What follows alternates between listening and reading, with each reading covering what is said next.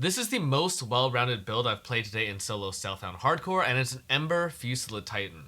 Now, it's not the most explosive or visually impactful build, but I've been able to carry this character to about level 87.5-ish in about 20 hours, which is quite fast for SSF Hardcore progression, and it's almost on a completely fresh start other than some support gems that I had in my stash. It's been super smooth the whole way and much stronger than any other conventional caster I've played thus far, and the reason it's so strong is because there's two core interactions that make this build much stronger than what would appear when you look at the gem initially. Firstly is the interaction between Wild Shards and Ember Fusillade. When you proc that 20% chance for 8 additional projectiles, so long as you don't release all the projectiles from that cast, the cast is considered to have been snapshotted for Wild Shards. This means that I always begin the next cast of Ember Fusillade with 1 or 2 maybe projectiles remaining, and thus I'm always able to retain that Wild Shards permanent snapshot. For my particular mix of duration and cast speed though, this means I press Ember Fusillade roughly once every 970 milliseconds. Now, I either play with a metronome running or a constant 116 BPM playlist. It's really painful to do in a sense, but it's also super rhythmic and zen. It's something I've gotten way too used to way too quickly. The second is the interaction between multiple equipped skill gems from Ember Fusillade. Now, separate skill gems don't actually share the same hover duration. That is to say, you can start stocking for one copy of a skill gem, while a different copy of the skill gem is releasing and firing at enemies. Thus, given these two interactions, I actually alternate Fusillade casts between my two gems with my right and left click, each happening once every roughly 485 milliseconds. Now, if you're used to playing softcore, the current build isn't super impressive, but I think it's actually one of, if not the strongest start you can have for SF Hardcore right now that isn't a stacker or an Archmage build, and those things are really hard to get off the ground in SF Hardcore to begin with. Now, while it's hard for POB to estimate DPS correctly, I will say that the crit variant versus what I was currently playing has roughly 13 times more damage, so I'm not really concerned about damage in the later part of the game, or even right now to be honest. And defensively, it should easily push over 10k ES, although it does kind of lack avoidance layers. But that's more than made up for with that sort of progressive and forward-looking playstyle where you're always shooting ahead of yourself and mapping forward. I'll continue to push this build into bosses probably either today or tomorrow, but for now, let's get into the core concepts of the build. So as usual, I've put the build up on Mobalytics. There is a guide. There's a good amount of detail, but not the most. And I've also put up 3 different iterations of this build. And I want to talk about the tree first. So the thing about Titan is that it's really OP for ES-based builds, but offensively, hulking form is really important. I saw this when Nito posted his video on a 80% reduced duration Titan. Thought it was really cool, but when this is paired with Wild Shards and the double Ember Fusillade setup, it's like, I don't know, probably about 4 or 5 times more efficient. But this is really great when paired with reduced skill effect duration because it lets you start your next cast of Ember Fusillade faster. And actually, the more skill effect duration reduction you have, so these nodes and these nodes, the more effective it is. If you're able to get to 100, technically you'd always be able to, continuously cast like a machine gun, but that's not the case when we have so many projectiles with Wild Shards. The second thing is that the stun nodes are actually really crazy. Fire-based builds don't have CC. It's not like, cold with freeze or lightning with its ability to go Kotokos, electrocute, that sort of thing. Crushing impacts and surprising strength, that sort of damage amp with this is actually super powerful. It's so good, in fact, that I do take stun build up. This wheel, I think paired with this has been just incredible. And I think Titan's an insane ascendancy. But back to hulking form. It's really good because it jacks up these ES nodes, right? These are actually 22%. Like these go up to 15% damage. These are 18% damage fire nodes all around the tree. Basically, all these super small nodes that are usually pretty high value already, especially, max ES being as powerful as it is, gets jacked up even more with hulking form. I'm pretty sure this is balanced, thinking about like a life-based, attack build, but we're not playing that because that kind of sucks, right? You play an ES-based caster and something like this becomes just absolutely overtuned. The rest of the tree looks like it has a lot of travel, but it's actually fairly efficient. Think about this build is that you need to take both skill effect duration sets no matter what anyways, so whether you start here or you start here, you still gotta do this kind of pathing. It does generally preclude the pathing towards evasion ES, which is a shame because this with reduced skill effect duration pairs really well with evasion and ghost dance. But because I don't really take that many hits often, I play, pretty proactively. As opposed to going for invincible mapping type setup, I wanted something a bit more well-rounded and a bit better for max hit, for like bossing, that sort of thing. So the tree is pretty easy to do. Early on, you can take things like burn away, but it's just pathing through here. There's a nice sort of elemental and then fire damage nodes over here, stun build up over here. Great ES nodes. The hybrid doesn't matter. I think of these as just, I think they're 18% increased max ES nodes.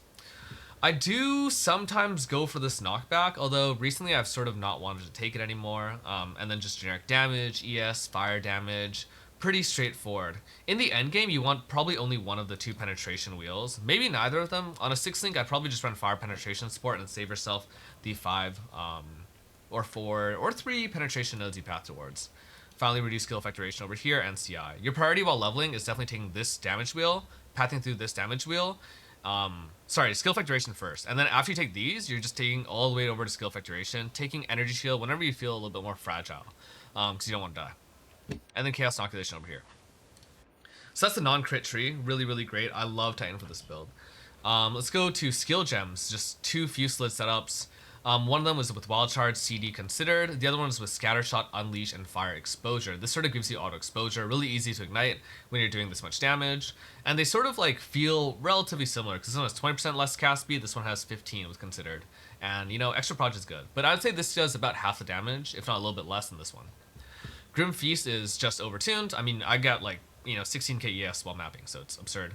Soul Offering, this is on my weapon swap. I use a scepter on my weapon swap, and then I cast Soul Offering with a different weapon set that actually takes increased duration nodes instead of reduced skill effect duration nodes. The other option that's really easy to do is Sigil of Power. I don't like Sigil though because it does lock you in an area, and I don't really want to do that. Finally, I run a Blasphemy Temporal Chains. This is just great for mapping. If you want more damage, you can go for what I'll run on the cast on crit or crit based setup, but I'll go over that later. Gear-wise, just a bunch of rares everywhere. You want plus level, spell damage, cast speed, that sort of thing. I mean, I have plus proj levels here. This is really great. The anoint you want to get on the tree, I think early on in SSFHC, is actually this. Heavy ammunition is great for this build. I'm a stun-based build, I do projectile damage, and the reduced attack speed doesn't apply to me. It's also really cheap. I had it done within my first 3 Delirious maps. So that's really great. Ghostwrithe is something I get asked about a lot. It's actually really easy to target farm. You go into Act 1, you make a new character, you put as much rarity gear as you can, or if you have none, you just go. Walk over to Clearfell, kill Beira, the Cold Witch there. Kill her, take the checkpoint to Grellwood, the next one, go into the Grellwood, and then reset the instance and kill Beira again. I've probably killed, I don't know, about 500 Beiras at this point, and it roughly takes me about an hour to finish this farm usually. Because part of it is coming from a natural drop from her, but you're also able to then go to the vendor and actually gamble for ES chests. You definitely want to do that on like a level 2 character basically, so that they're always tattered robes. So yeah, that's that. Otherwise, gearing is really easy. And the thing that makes gearing even easier for this character in particular is that you have the Ellie res over here, which is, you know, super nice because res is hard to get. And you also have Ellie res over here. So that's like, you know, 35 extra resistance that a lot of builds don't otherwise have.